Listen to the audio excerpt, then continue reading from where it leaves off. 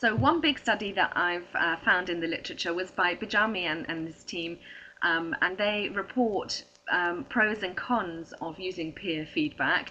Here are some of the advantages.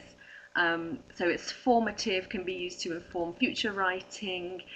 Students get individual feedback, which can be motivating, and it helps them to develop the ability to think about the process of text writing more critically, so they can develop into more independent writers.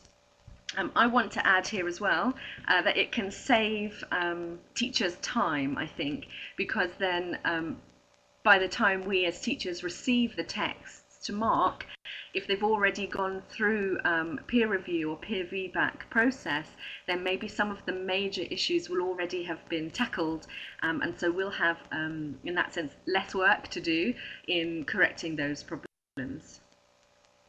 One interesting point that I've come across was from a study by Lundstorm and Baker. What they did was they divided their students into two groups. One group gave peer feedback for the whole semester and the whole term, but didn't receive any peer feedback.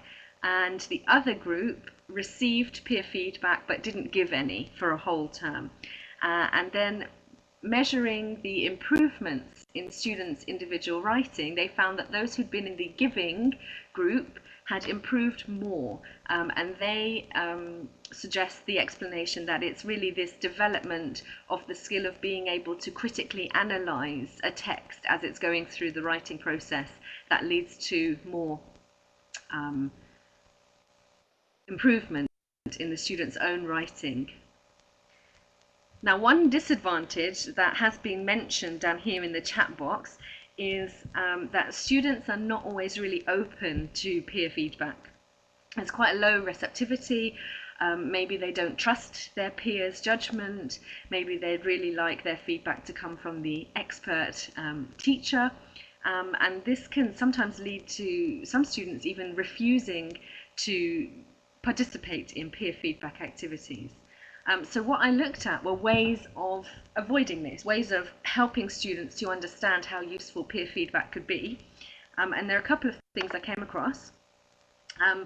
So training students helps them to give more effective, more helpful feedback. So training could be, for example, the teacher working through an essay and talking through the process that they go through when they're giving feedback on written work, or maybe as a whole class working on an example text and discussing the kinds of comments that would be helpful. And this shows students what kinds of things to look at so that the comments they give on their peers' work can be more efficient, more effective. Another way is to increase the teacher's support.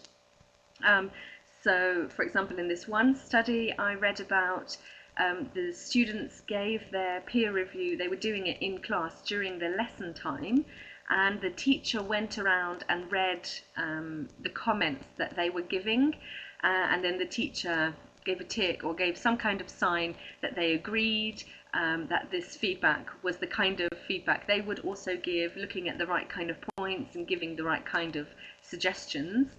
And because the students knew that the teacher had done that, so they were more receptive then, they were more likely to take on board the feedback they were given from the peer feedback.